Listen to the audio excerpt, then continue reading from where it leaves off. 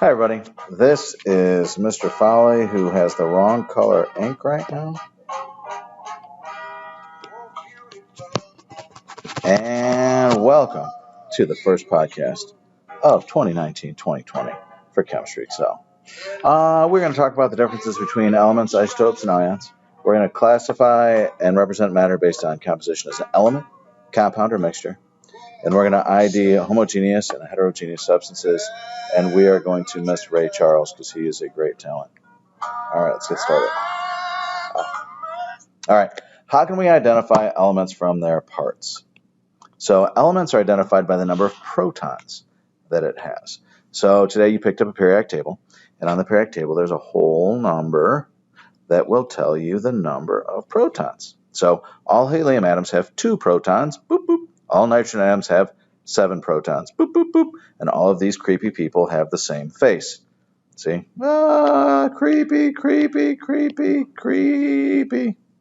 So, all right, different types of the same elements are called isotopes. Okay, so this is hydrogen, and there's another type of hydrogen.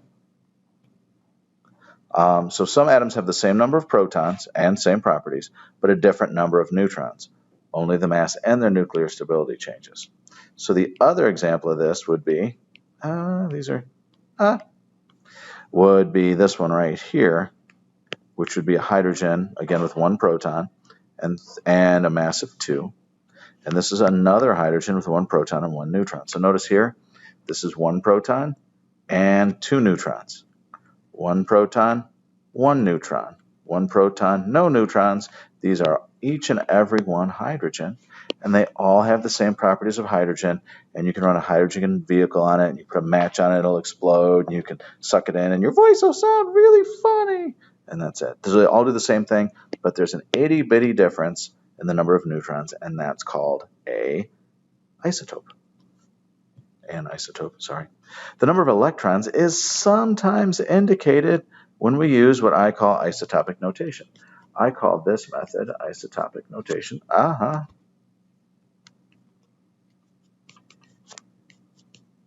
about that. So that means these are different isotopes, and the isotopes will show you the different masses. Okay. So the number of protons that you have is always determined by the bottom number right here. So the number of protons for this one is 6. Number of protons for this one is 53. Number of protons for this one is 13. Okay. Now, mass is the top number. This number right here is the mass, and this is the number of protons. So the mass is 13. The mass is 129. The mass is 28. And the number of electrons, we said, is sometimes indicated. If it has a charge right here, this tells you how many electrons you're going to have. Okay? So in a weird way. So that says -1. That doesn't mean you have -1 electrons. That means you have more negative things than positive things by 1. Okay? So this means I'm going to have 7 electrons because I have 1 more negative than positive. And if you remember from middle school, you can be a proud person that protons are positive and electrons are negative. You can be proud to yourself because probably not other people are going to be that impressed besides me. So this is +1. So this means I have 1 more positive thing, protons are positive, than negative thing. So that means I only have 52. Aww. And this one's +3. That means I have 3 more positives, right? So if I have 13 protons and it's +3, that means I must have 10 electrons because 13 positives, 10 electrons will give me a +3. Okay. Neutrons, the way you find the neutrons is mass minus protons. And I abbreviate protons P positives. 13 minus 6 is 7. 129 minus 53 makes me wish I'd have done more math over the summer. That's 6. And then 12 minus 76. And then 28 minus 13 is 15. So, to find the protons, you look here. To find the electrons, take protons and do the opposite of the charge. So if this is +2, then that means you do the opposite, so the electrons would be 6 electrons. Right? Oh, I said 6 is the wrong one. There's 12 protons. So the opposite of +2, so I'm going to take away 2, which is 10 electrons. That's a cheesy way of thinking of it, if you just kind of think of it overall and how it works. To find the mass, protons plus neutrons, or masses on top. Yep. To find the neutrons, mass equals protons plus neutrons. All right. Molecular eye diagrams. So I call molecular eye diagrams where you imagine what things look like in very simple shapes. I also call them little baby Chucky diagrams because if you ask little baby Chucky what it looks like, little baby Chucky would know for sure. Uh-oh. I hope you could hear this because I just now put my microphone in the right spot. So pure elements would be something like just a box.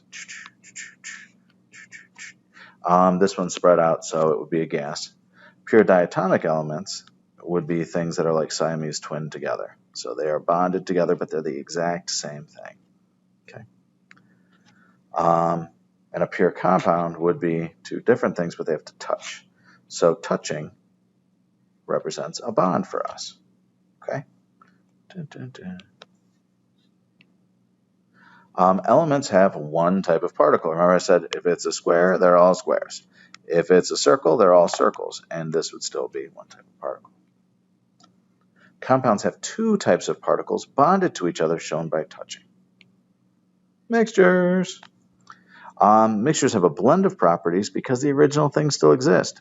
If I put butter on bread, I still taste the butter. I still taste the bread. Bread and butter. Little baby Chucky likes that one. So you have both of those that show up. And you'll also see both things in there. So if circle is butter and square circle is bread, circle, then that would be both of those would be together. Different particles are in the molecular eye diagram, but they're not touching. So notice how these wouldn't be touching, or if I made this a triangle, and that. So they don't have to be the same type of thing. They can be elements mixed with compounds or anything of the like. So that means I could have something with one compound and then another compound with, well, gosh, since it made a funny line, we'll call that. So then I would have another one of these guys. It's really long, touching my triangle here. And then I would have a mixture of the compound of long, weird bar thing, triangle, and square, square. Changing elements to compounds takes collisions and an energy change, so it's not just going to happen. So going from a mixture to a compound is not something we should expect to happen. So don't expect it. So let's take a look. Oops, I thought I had pictures of that. So macro representation of water. Ooh, here's waves, that's why it's water, right? Molecular eye diagram of water. Now, hopefully you know water is H2O, okay? If you do, feel good about yourself. If you don't, now you know. So water has one O, we made that an O, and two H's, we made those squares. Okay. The formula, oops, I just did that. That goes right there. Okay. Macro, carbon dioxide, it's a gas. It looks like, well, it's invisible. Molecular eye diagram, carbon dioxide, we'll make carbon a circle here, and we'll make our oxygens, in this case, little triangles. So you see how you have a carbon and an oxygen, and you probably know already that carbon dioxide is CO2. Okay. Sugar. We'll show sugar as, I made a little squiggly, and I put it all on the bottoms because it's solid. Okay. Now, if I want to show carbon dioxide at a macro level, so these would just be little white crystals. Molecular eye, I have to take something that represents sugar. Now, sugar, if you remember from biology, is C6H12O6. If you think I'm drawing something with 24 parts to it, you're crazy. So I am just going to make a little scribbly. And then I'm going to actually make a little key. That little scribbly thing is C6H12O6. So you have some freedom to draw weird things, but then identify it, and it helps. So like in this case, this is oxygen, and square is hydrogen. But you get the idea. It should be pretty obvious. You don't have to identify it unless it's a giant molecule. How you can tell a compound from a mixture. Looking at these two pictures, it looks like you taste it, but that's not what you do. Mixtures, remember in the lab, we don't taste, we test. So a mixture is a blend of properties. I eat a salad, I taste egg. I taste ranch dressing. I taste arugula. That's a mixture. A compound has entirely new properties. So if I'm looking at table salt, I don't taste sodium. If I tasted sodium, then I would taste pain. And I don't taste chlorine, because if I tasted chlorine, I would taste burning lungs and death. But together, it makes NaCl, which is new, which tastes like yummy. So, for example, with water, a little different than sodium chloride. Hydrogen and oxygen are totally different. Okay, hydrogen explodes, oxygen burns. Then water, and water will extinguish a fire. And water is a liquid at room temperature. The other ones are gases. A mixture has different particles. A mixture has particles that are different, not touching. It's like don't touch the hot stove. A compound has different particles, but those different particles are touching, and that touching means it's bonded. Okay. Homogeneous means same samples. Heterogeneous means different samples. So all you have to do is just be like anally retentive about, are these all the same? Is the pattern the same? Yeah, same means homogeneous.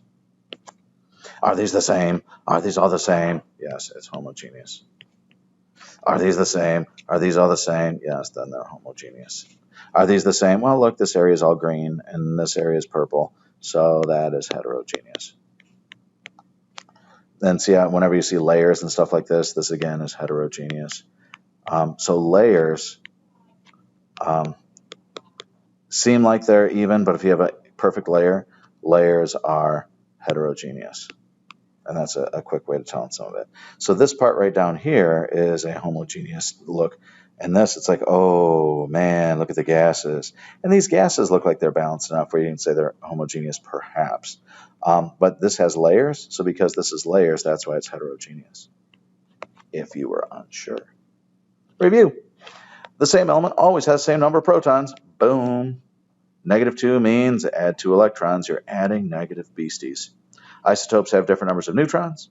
Mass is protons plus neutrons. Diatomic elements have the same type of atoms with a bond. They're touching, like holding hands. Aww.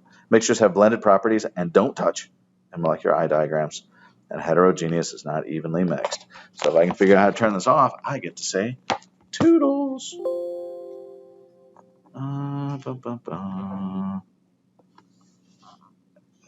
Yes, exit tablet mode. Where's my stop?